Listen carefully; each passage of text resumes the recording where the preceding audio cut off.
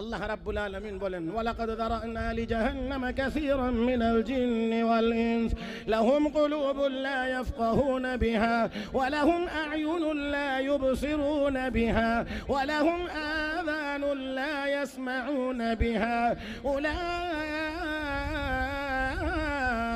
কাল আন'আম বাল হুম আদাল উলাইকা হুমুল গাফিলুন।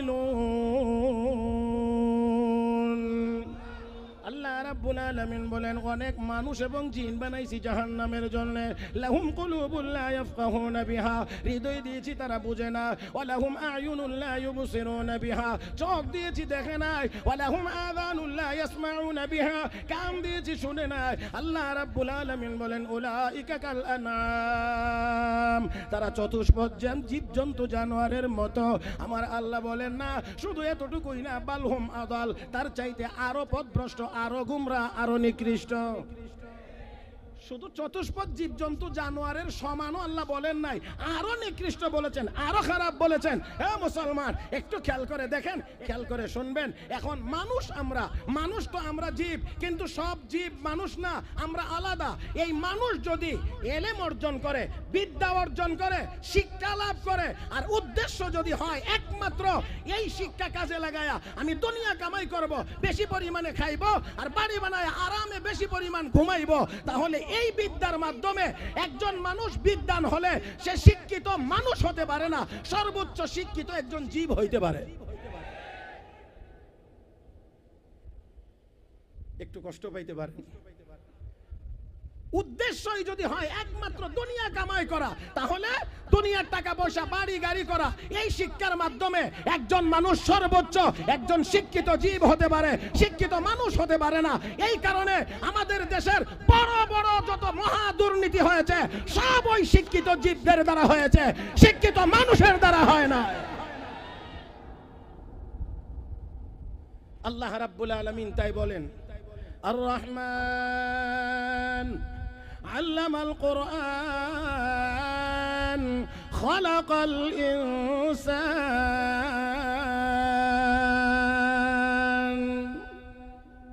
আল্লাহ বলেন দয়াময় তিনি কে? আওয়াজ করে বলেন কে? আর রহমান আল্লামাল কুরআন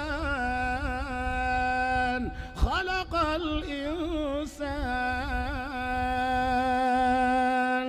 দয়াময় আল্লাহ শিক্ষা দিয়েছেন কোরআন, সৃষ্টি করেছেন মানুষ।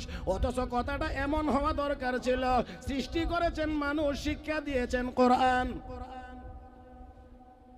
এমন হইলে সিরিয়াল ঠিক থাকতো, এমন হইলে সিরিয়াল ঠিক থাকতো। কিন্তু আল্লাহ ঘুরাইয়া বলেছেন কি?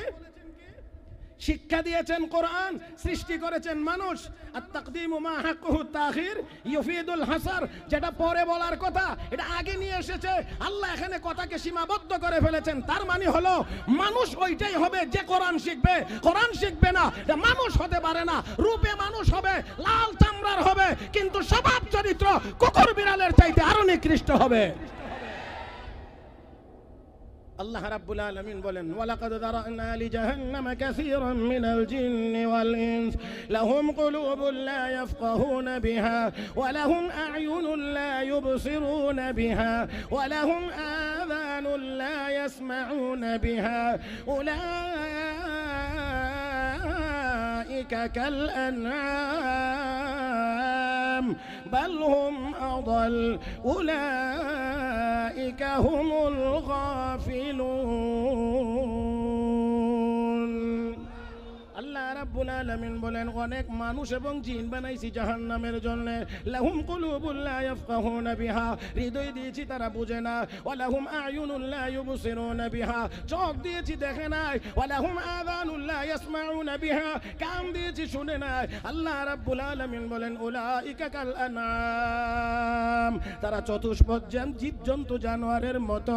আমার আল্লাহ বলেন না শুধু এতটুকুই না, বালহুম আদাল, তার চাইতে আরো পথভ্রষ্ট, আরো গুমরা, আরো নিকৃষ্ট। শুধু চতুষ্পদ জীবজন্তু জানোয়ারের সমানও আল্লাহ বলেন নাই, আরো নিকৃষ্ট বলেছেন, আরো খারাপ বলেছেন। হ্যাঁ মুসলমান, একটু খেয়াল করে দেখেন, একটু খেয়াল করে দেখেন। রাস্তা দিয়ে যদি বের হয়, সামনে যা পড়বে নাকি, বুঝাইতে পারছি না? গরুরে যদি ছেড়ে দেন তাহলে সামনে যা পড়বে। এই জন্য গরুকে গ্রামের মানুষ যদি দূরে কোনো জায়গাতে নিয়ে যাইতে চায় তাহলে গরু কি কর, এটার এক এক নামে এক এক জায়গাতে ডাকে। কেউ উফা ক, কেউ কাফাই ক, কেউ কাফারি ক, এক এক জায়গাতে এক এক নাম ক। কারণ বাংলাদেশের যত জায়গায় গেছি অনেকগুলো জায়গাতে জিগায় জিগায় অনেকটি শিক্ষা সবটি পকেটে করে নিয়ে আসি, একটাও রেখে আসিনি। মোটামুটি ভাবে কথা হলো মুখ মুখ বন্ধ। তার কারণ কি? বন্ধ করতে হবে কেন? গরুর কান নাই তো কানে কানে বলে দেন এই ক্ষেত আমার না, এটাও আমার না, এরপরটা আমার না, এখান থেকে নিয়ে 5টা ক্ষেত আমার না, 6 নাম্বারটা আমার, সাবধান এই ক্ষেতের ভিতরে কামড় দিবি না। হ্যাঁ, বুঝাইতে পারছি না মনে হয়? গরুর কান আছে, কান দিয়ে তো গরু শুনে। তো আপনি এই কানের কাছে গিয়ে সুন্দর করে বুঝাইয়া বলে দেন, এই গরু তোকে এখন ছাড়বো, এই 6 ক্ষেতে কামড় দেবে না, পরেরটাই গিয়ে দেবে, এটা আমার। আমার ভাইয়েরা এখানে একটু কথা মনে রাখতে হবে, আমরা কান দিয়ে যে শুনি শুধুমাত্রই শুনি না, আমাদের ভিতরে এই কান দিয়ে শ্রবণ করা মাত্রই ভিতরে একটা জায়গায় এই কথাটা রেকর্ডিং হয়। রেকর্ডিং হয়। হ্যাঁ, এই রেকর্ডিং এক একজনের এক এক রকম। কারো 5 মিনিট থাকে, কারো 10 মিনিট থাকে, কারো 1 দিন থাকে, কারো 1 বছর থাকে, কারো আরো বেশি থাকে। উলামায়ে মুহাদ্দিসিন যারা বিশেষ করে হাদিসের খেদমত আল্লাহ যাদেরকে দিয়ে আঞ্জাম দিয়েছেন, নিয়েছেন যাদের দ্বারা খেদমত, আল্লাহ তাদেরকে অসাধারণ মুখস্থ শক্তি দিয়েছিলেন, অসাধারণ মুখস্থ শক্তি দিয়েছিলেন। হযরত আবু হুরায়রা রাদিয়াল্লাহু তাআলা আনহু কথায় কথায় তিনি হাদিস বলতেন, কথায় কথায় তিনি হাদিস বলতেন। এই জন্য ওনাকে পরীক্ষা করা হয়েছিল, পরীক্ষার জন্য নেওয়া হয়েছে, আর পিছনে লিখক রাখা হয়েছে যাতে করে লিখে রাখতে পারে। তার সামনে নিয়ে, বাদশার সামনে নিয়ে হযরত আবু হুরায়রাকে বলছেন, ইয়া সাহাবী ইয়া রাসূলুল্লাহ হাদিসনা মিয়াত হাদিস মিন হাদিস রাসূলুল্লাহ সাল্লাল্লাহু আলাইহি ওয়াসাল্লাম। ও নবীর সাহাবী, আল্লাহর নবীর 100 হাদিস আমাদেরকে তেলাওয়াত করে শোনান। পিছনে লিখকদেরকে রাখা হয়েছে, তোমরা লিখে রাখবা কোনো হাদিস যেন ছুটে না যায়। 100 হাদিস হযরত আবু হুরায়রা শুনাইলেন। 1 বছর পরে আবার ডাকা হলো, ডাকে জিজ্ঞেস করে বলতে আছেন, ও নবীর সাহাবী আবু হুরায়রা, গত বছর যে 100 হাদিস আমাদেরকে শুনিয়ে গিয়েছিলেন, এই হাদিসগুলো আবার আপনি একটু আমাদেরকে দয়া করে শোনান। আর ওই দিক দিয়া কাগজ দিয়ে খাতা দিয়ে পিছনে লিখকদেরকে বসায় রাখা হয়েছে, দেখো মিলে কিনা। হযরত আবু হুরায়রা এবারও 100 হাদিস পাঠ করে শোনাইলেন। এখন পিছনের দিকে তাকায় কয়, কি ব্যাপার, ঠিক আছে নি? সবাই একসাথে জবাব দিয়ে বলে, ওয়াল্লাহি মা যাদা ওয়ালা নাকাসা, আল্লাহর কসম বাড়েও নাই কমেও নাই।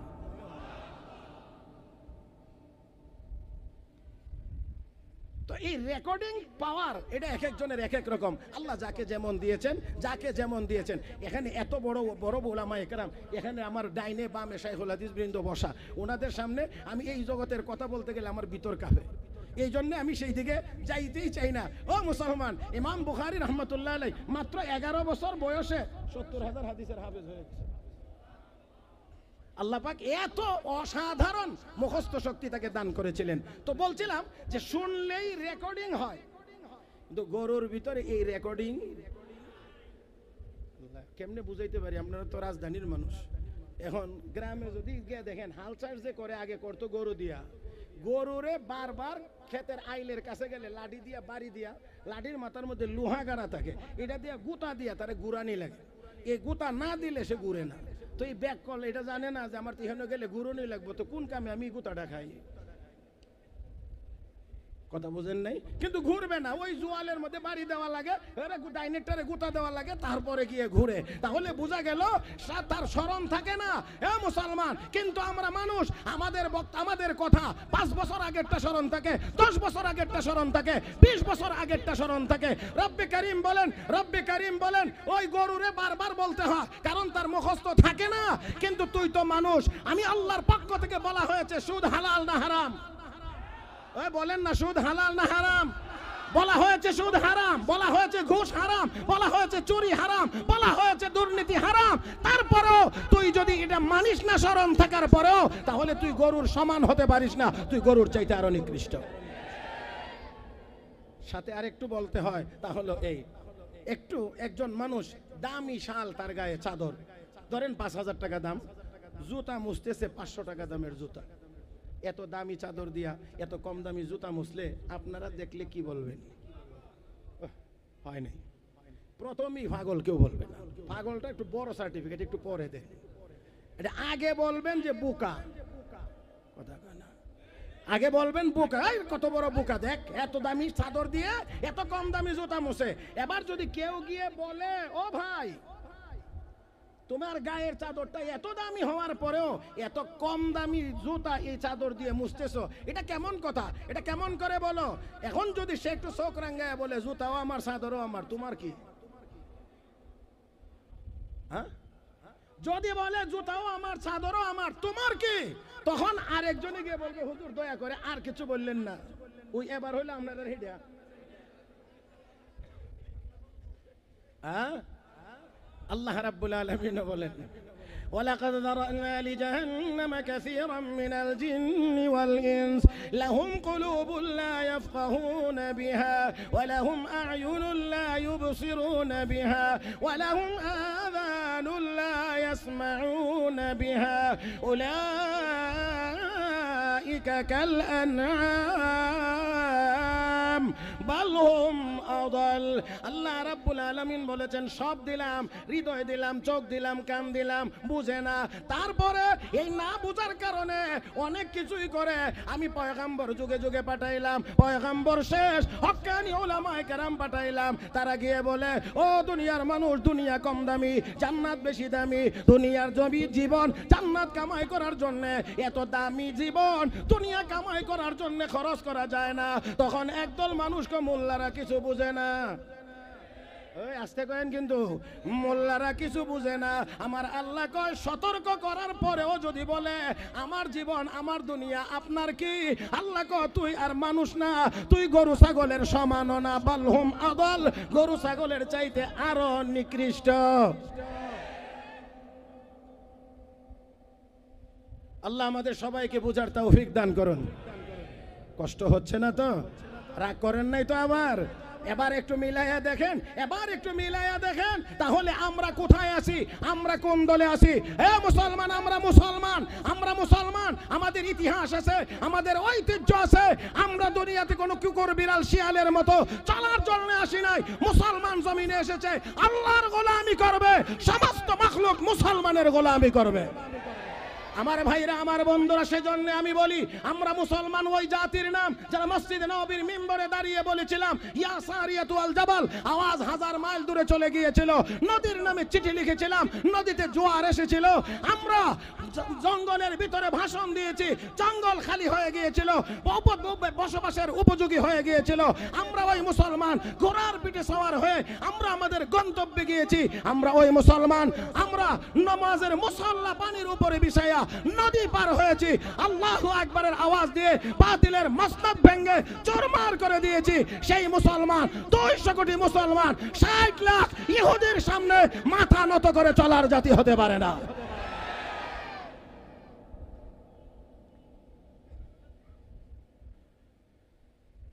তাহলে আসুন, একটু কষ্ট করতেই হবে। ইমানের উপর একটু মেহনত করতে হবে, আমলের উপরে মেহনত করতে হবে, একটু কষ্ট করতে হবে, তাহলে আগানো যাবে।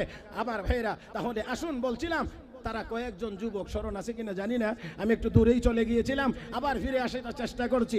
আল্লাহ রাব্বুল আলামিন বলেন ইন্নাহুম ফিতিয়াতুন আমানু বিরাব্বিহিম, তারা কয়েকজন যুবক আল্লাহর উপরে, তাদের রবের উপরে ঈমান এনেছিল। রবকে? সব জবান একসাথে করে আওয়াজ করে বলেন রবকে। সন্দেহ আছে? সন্দেহ আছে?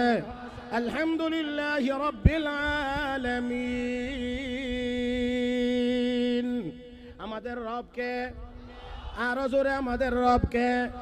কেন আল্লাহ আমাদের রব? আল্লাহ নিজেই বলেছেন ইয়া আইয়ুহান নাস উবুদু রাব্বাকুমুল্লাযী খালাকাকুম ওয়াল্লাযীনা মিন ক্বাবলিকুম লাআল্লাকুম তাত্তাকুন আল্লাযী জাআলা লাকুমুল আরদা ফিরাশা ওয়াস সামাআ বিনাআ ওয়া আনজালা মিনাস সামাই মাআ ফাআখরাজা বিহি মিনাস সামারাতি রিজকান লাকুম ফালা তাজআলু লিল্লাহি أندادا وأنتم تعلمون আল্লাহ রাব্বুল আলামিন বলেন ওই রবের ইবাদত করো যেই রব তোমাদেরকে বানাইছেন। রব তিনি কেন? প্রথম নাম্বার, আমাকে আপনাকে বানাইছেন কে? এই জন্য তিনি রব। দুই নাম্বার, আল্লাযী জাআলা লাকুমুল আরদা ফিরাশা, জমিনকে বিছানা বানাইছেন। ওয়াস সামাআ বিনাআ, আসমানকে ছাদ বানাইয়া আমার আপনার থাকার জায়গা করেছেন। জমিনকে ফ্লোর বানাইছেন, আসমানকে ছাদ বানাইছেন। ও মুসলমান, কে করলেন?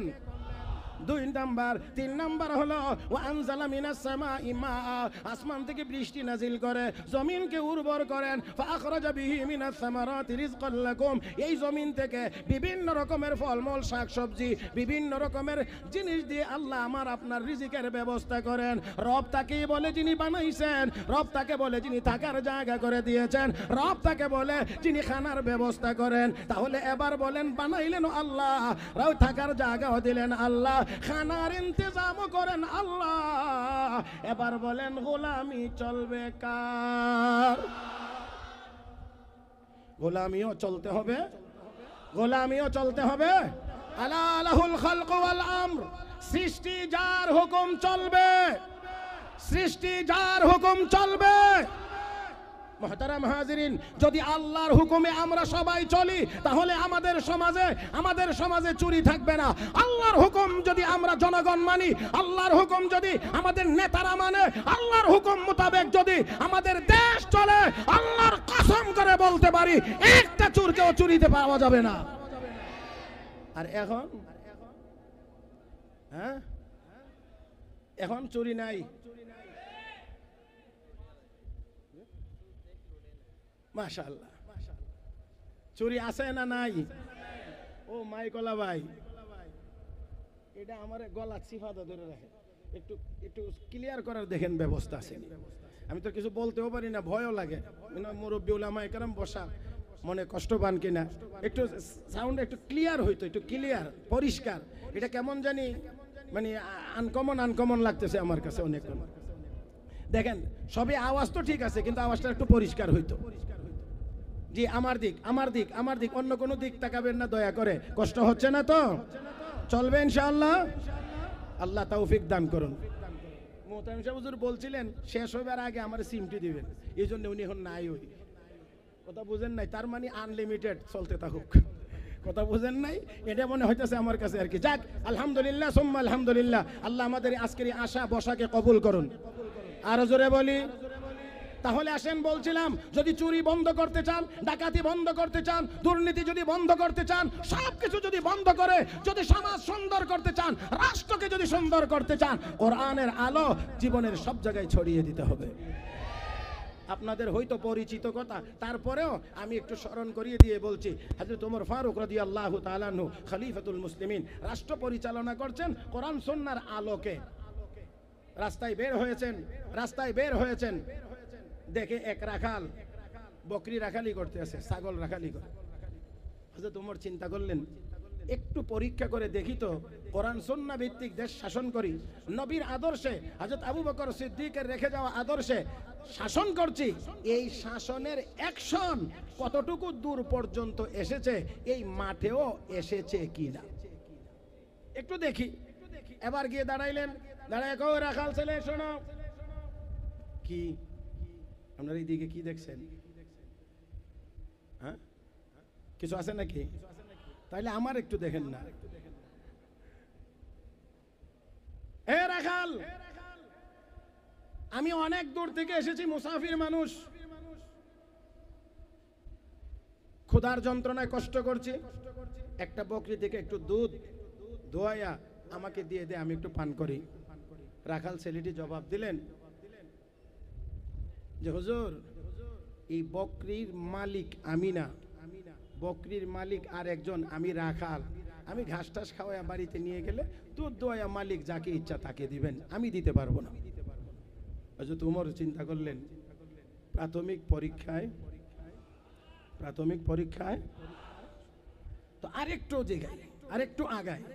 এবার কো বুঝতে পারছি রে রাখাল ছেলে, তুই বকরির একটা দুধ দোয়া দিয়ে দিলে মালিকের কাছে জবাব দিতে পারবি না, দুধ গেল কোথায়? এই জন্য তুই রাজি না। তো এক কাজ কর, একটা বকরি আমার কাছে গোপনে বিক্রি করে দে। খুব খেয়াল করে একটু শুনলেন, একটু গোপনে বিক্রি করে দে।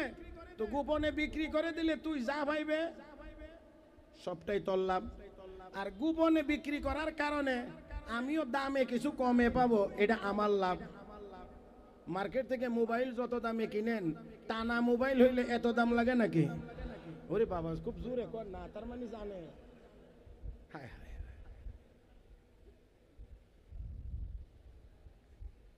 আচ্ছা তোমার বলতে আছেন একটা বকরি গোপনে বিক্রি করে দে, বাকি রইল মালিকরে জবাব দিবে কি?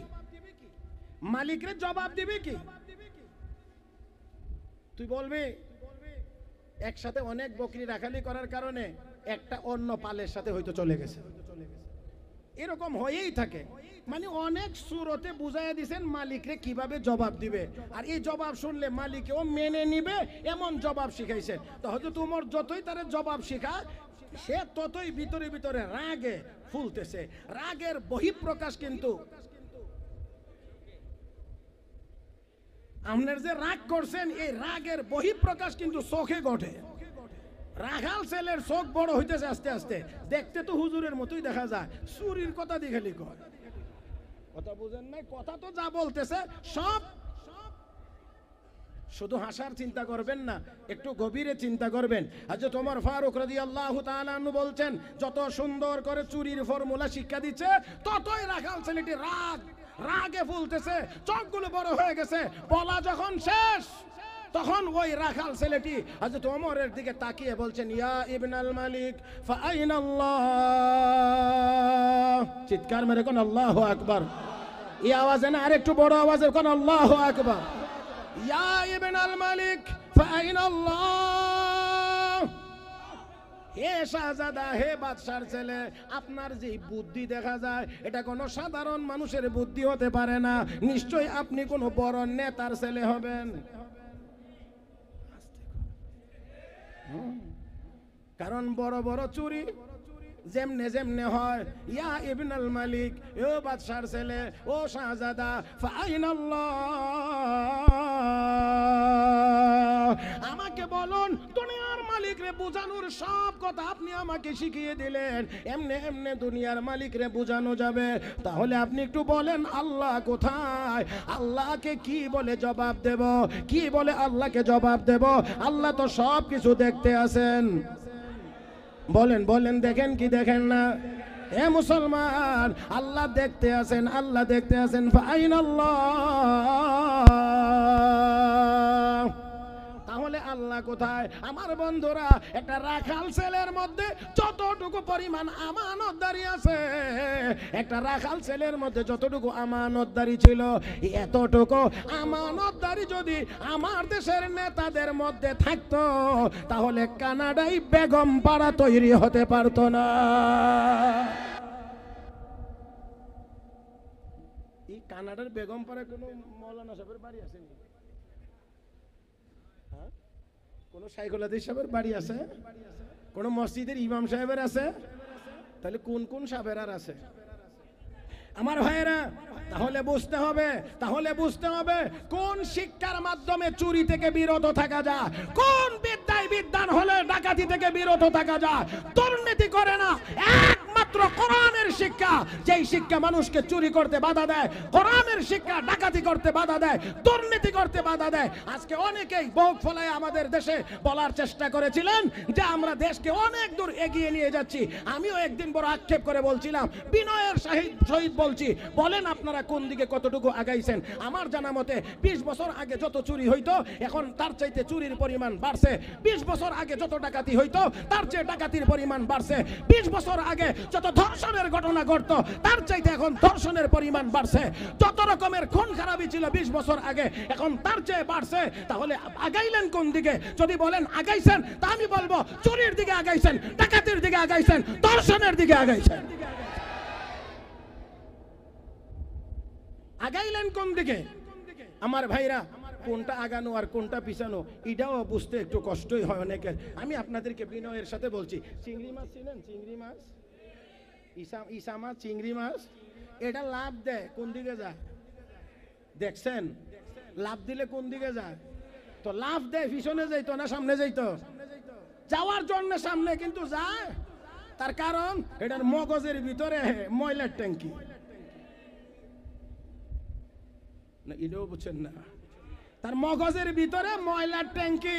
এই মগজের ভিতরে ময়লা ঢোকার কারণে লাভ দেয় যাইতো সামনে, যায় পিছনে।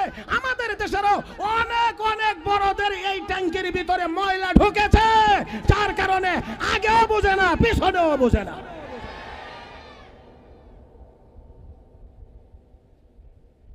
আল্লাহ আমাদের সবাইকে তৌফিক, সঠিক জিনিস বুঝার তৌফিক দান করুন। আর মহব্বতের সাথে বলি আমিন। মুহতারাম হাজিরিন, আসেন যুবকেরা, ঈমান আনছে, স্মরণ আছে তো? আল্লাহ এবারে একটু সংক্ষিপ্ত আকারে বলে সামনের দিকে আগাইতে চাই। এক জালিম শাসকের নাম ছিল দিকিয়ানুস। এই দিকিয়ানুস মূর্তি পূজারী ছিল, দেশের জনগণকে মূর্তি পূজায় বাধ্য করত, মূর্তি পূজায় বাধ্য করত। এই দিকিয়ানুস বৎসরে একবার বাহিরে গিয়ে মেলা করত, বিশাল আয়োজন করে মূর্তি পূজা করত, দেশের সব জনগণকে সেই পূজায় অংশগ্রহণ করতে হইতো।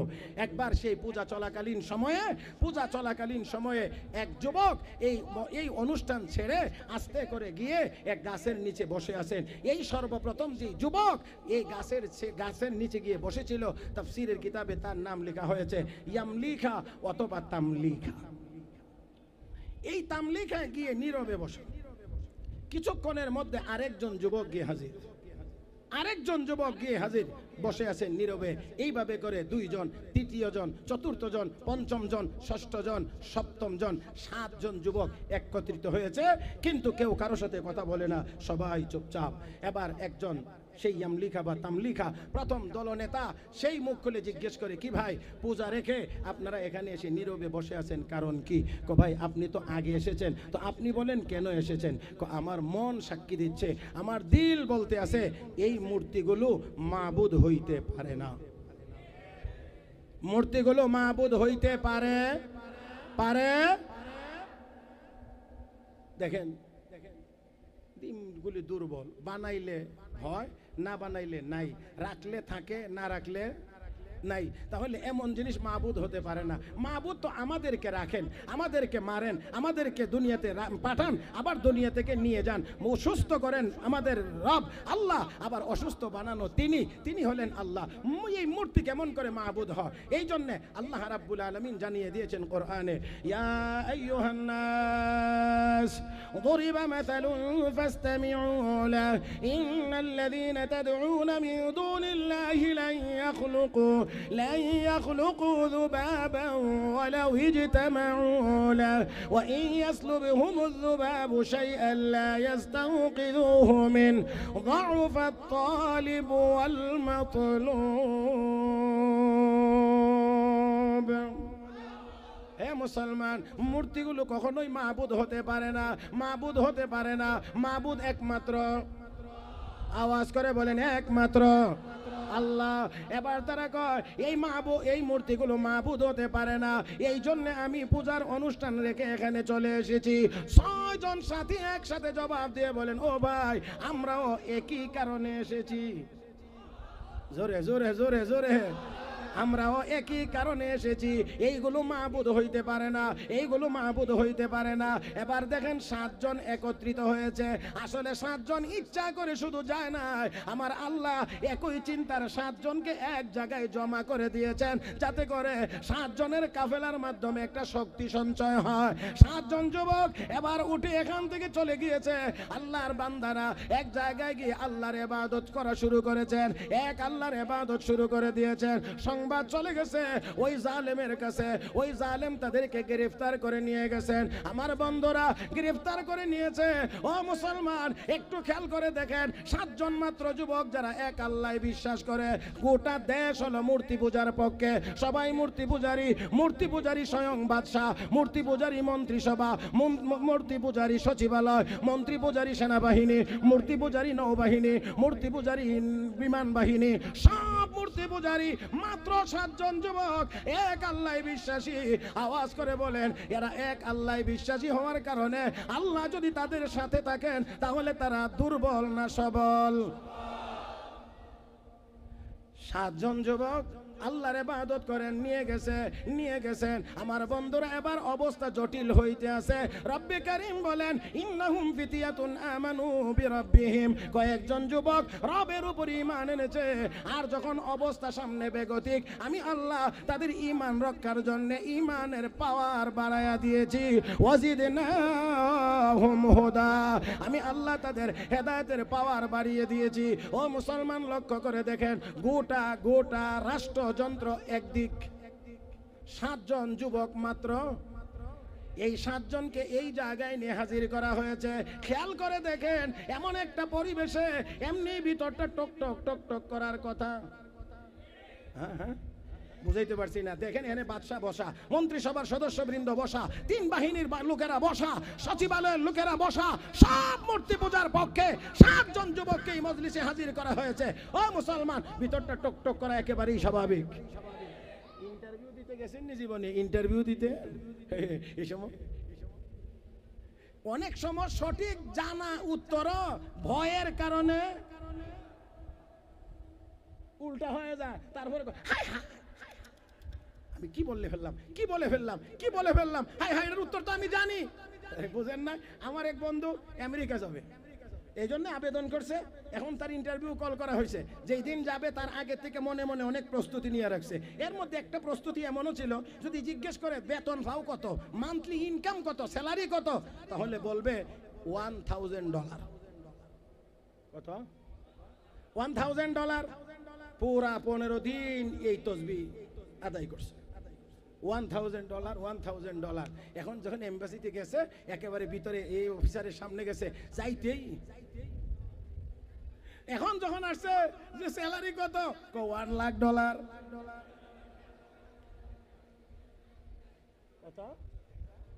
কত? $1,00,000।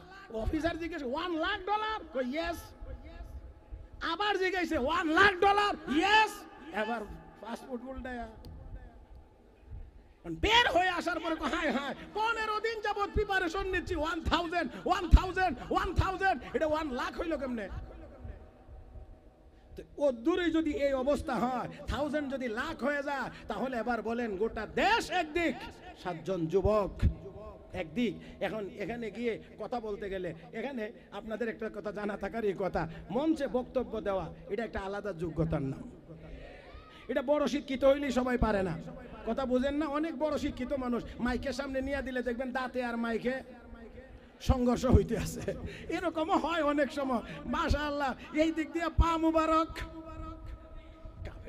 এরকম হয়।